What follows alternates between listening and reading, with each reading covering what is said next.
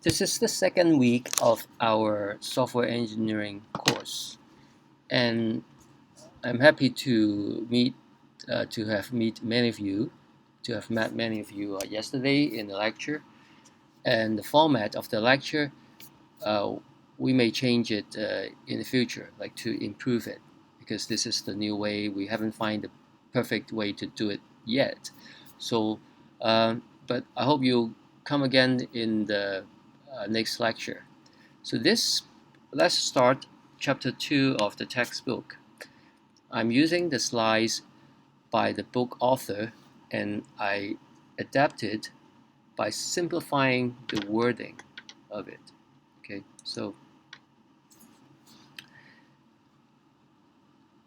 this, for example, this part uh, is on page 16 textbook, like these two bullet points, but I have simplified it somewhat while preserving its meaning.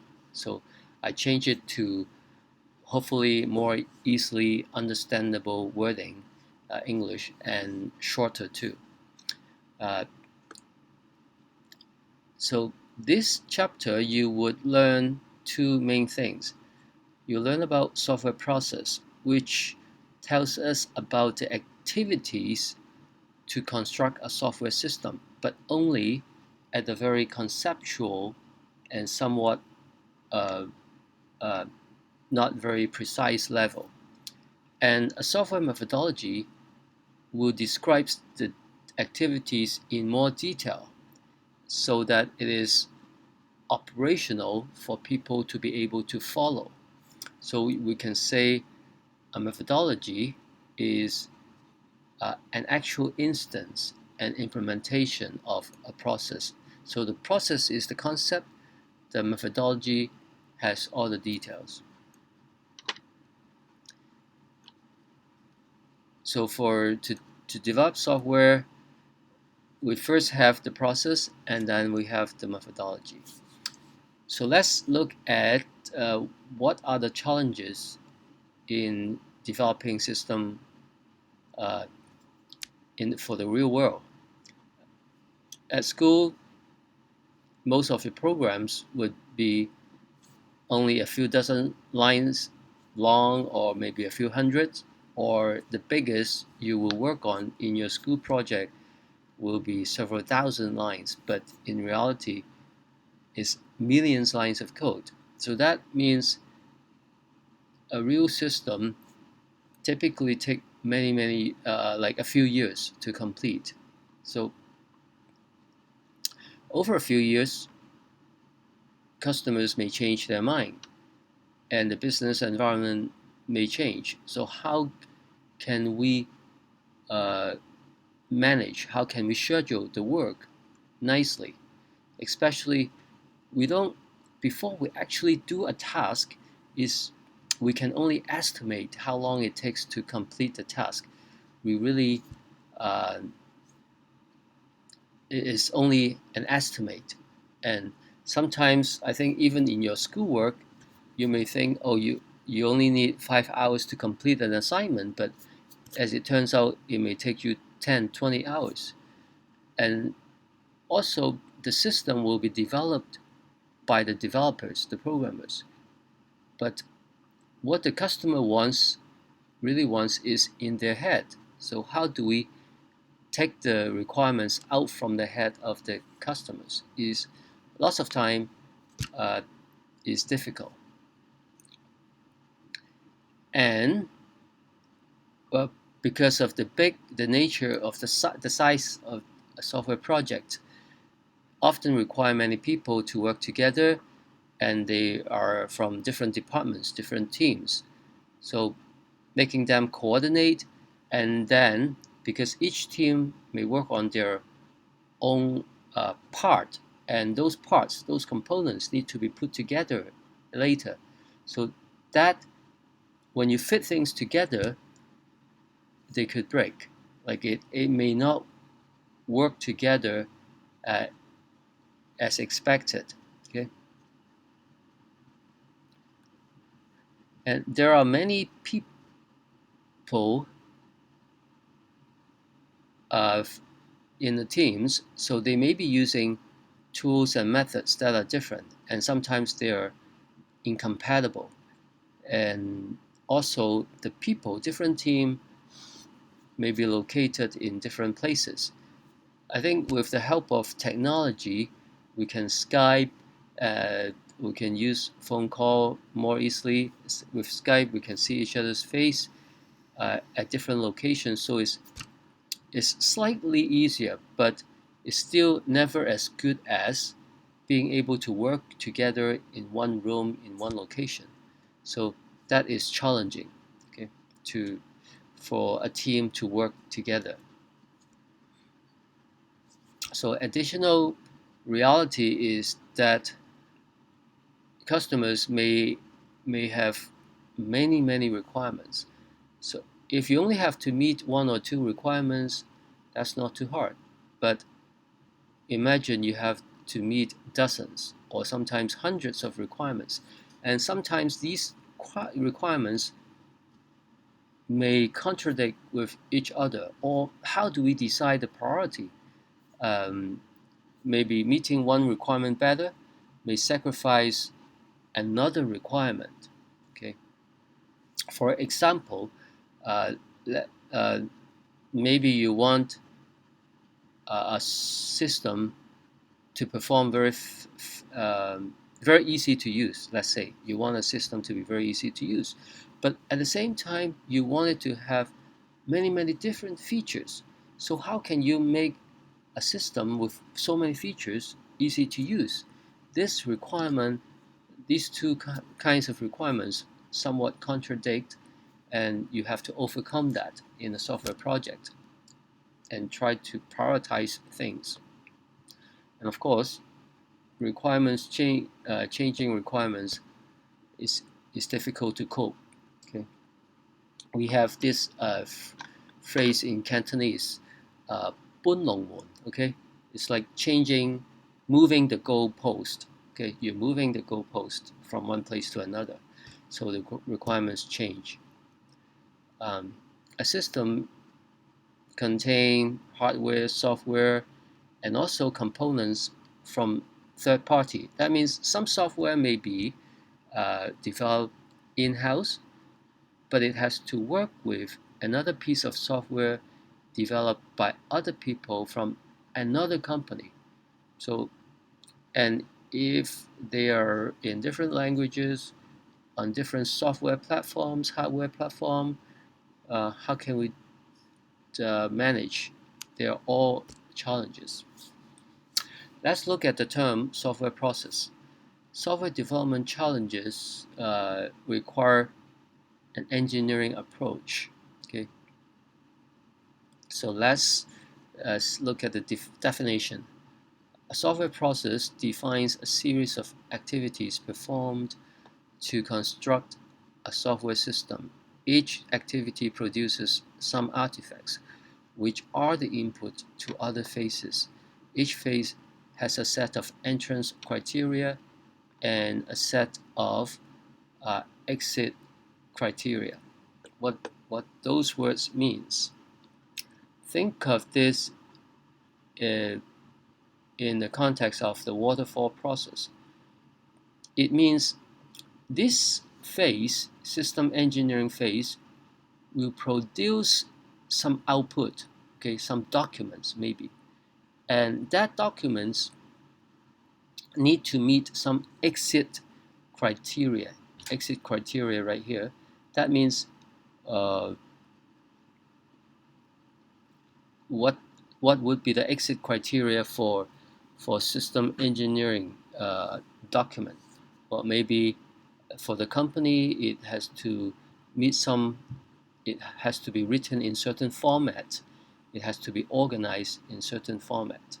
Okay, and similarly uh, so for the software requirements analysis phase, you may take a document from the system engineering phase, and then a team of analysts will work together and produce a software requirement specification, which lists the feature of the software item by item. So the document created here, you need to meet the criteria that it clearly states the scope of the product. Okay, the scope of the product, meaning that, for example, let's say we are creating um, a value-adding machine for MTR, the name of the subway system in Hong Kong. Okay, so suppose we are trying to create the machine to allow people to replenish their octopus card, so that so they add value to the card. Um, that we call Badatong. Okay, so the machine to add value to Badatong card, octopus card, and so the exit criteria would clearly state the purpose of the machine and in what situation it will be used. So those are very high level conceptual requirements. And then the team of analysts would use that as their input, use that high level document as an input to create a slightly more detailed document that lists a bunch of requirements. For example, that may say, okay, now this machine has to take $100 bill, $500 bills, and so on, or it has to be able to give changes back to the customer. Let's say I can use a $500 bill and I just want to add $200 to my card, my travel card, uh, and then the machine need to give out $300 change back. So these are more detailed requirements, and that would be specified in in the document created by the analysis phase. So each artifact, each work product of, of this phase will have to meet some criteria. Okay, let's say if the if the document created by the system engineering does not meet certain criteria, then the analyst cannot do a very good job. So that's why in this definition, it will say each activity produces some artifacts which are input to other phases, and each phase has a set of entrance criteria and exit criteria.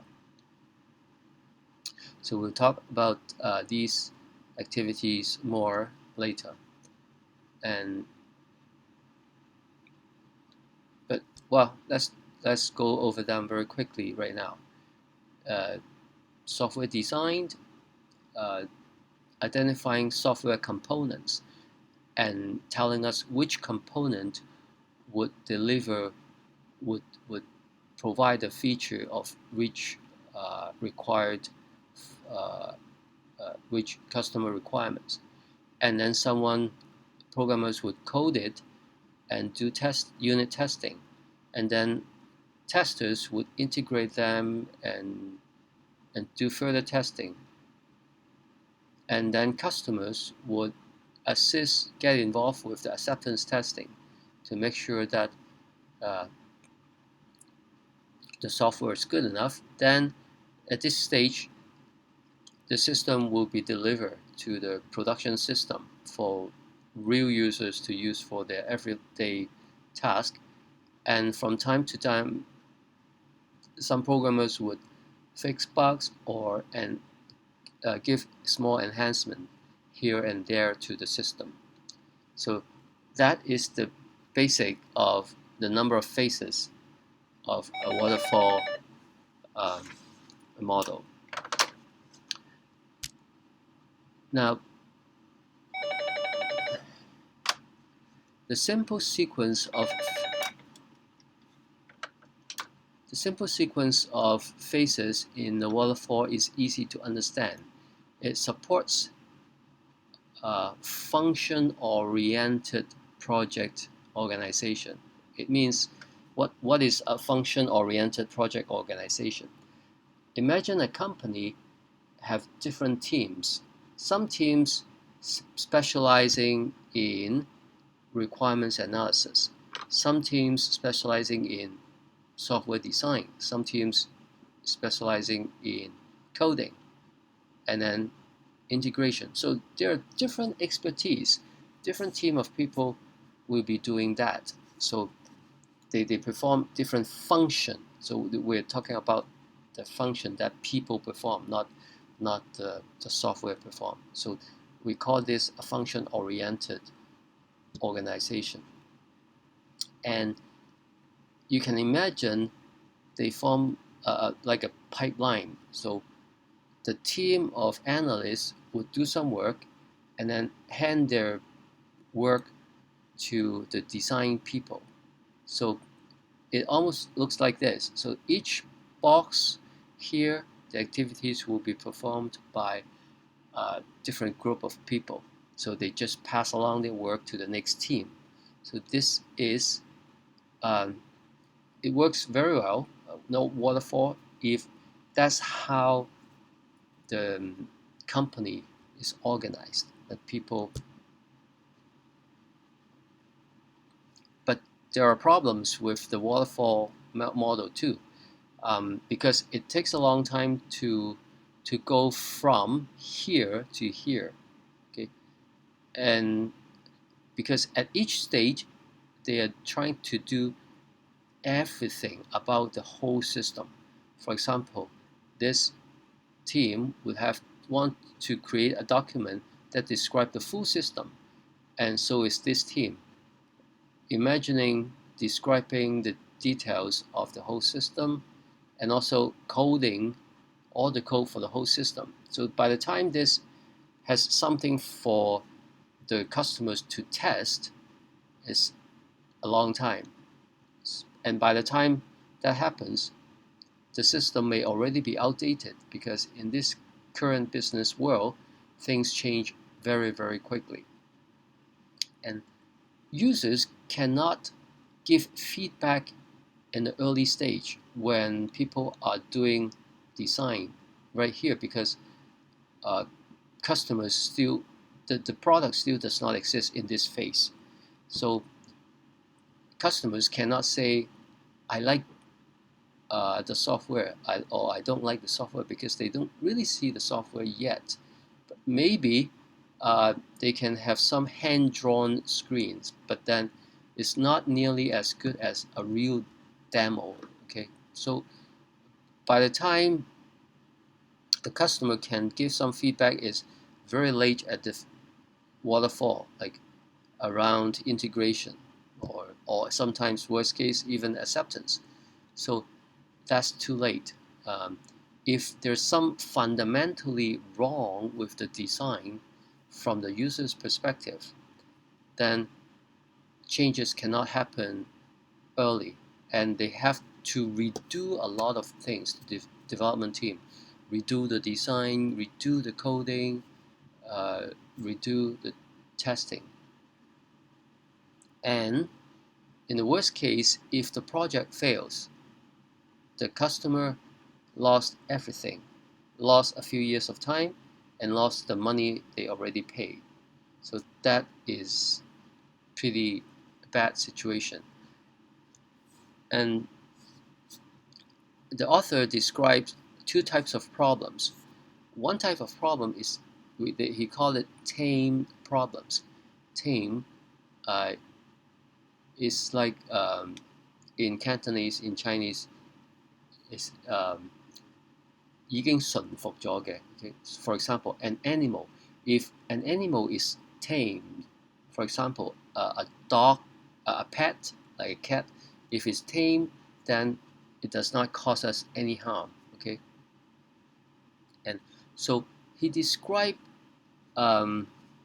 problem, the author problem of two kinds. One is tame problem, and one kind is wicked problem. Wicked means very bad. It intends to cause you harm.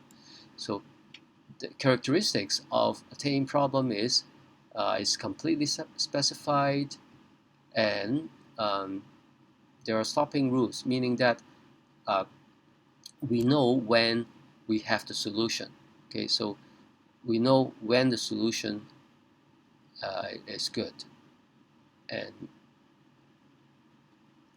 also we have a very uh, concrete way of telling whether a solution is correct or wrong. And the solution, once it's verified to be correct, it will stay correct.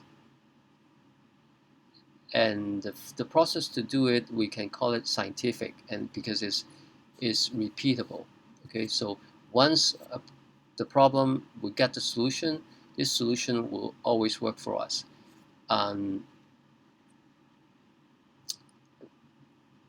Computer science problems often belongs to this kind. Okay, solving a few equations. Okay, if we have some equations, some unknown, we need to solve it.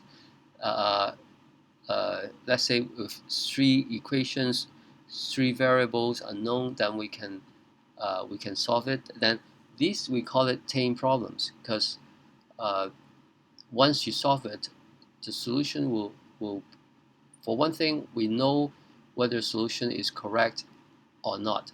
We know definitely. And once it's correct, it will always be correct.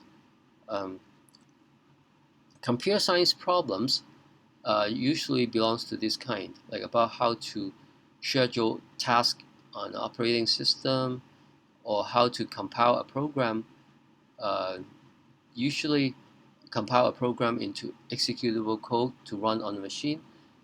Those problems are generally called tame problems by the author. But software engineering tried to deal with wicked problems, because uh, it's hard to tell when it is good enough. Like, we don't have a very definite yes or no. And whether a solution is good, we don't have objective means to tell. We don't always. Okay, we try to. Okay, we try to make it objective, but a lot of time we need to make subjective judgment. Um, and usually we have so many different ways of handling uh, a step in a software development or software engineering problem. And the solution process is people oriented, sometimes it's political, and maybe sometimes a user may reject the solution because of politics, or because maybe they want other team to look bad, they reject the solution, or they want to get more out of the system. So this is more wicked problem involving people, uncertainty, and subjectivity. So that is not totally objective like the tame problem.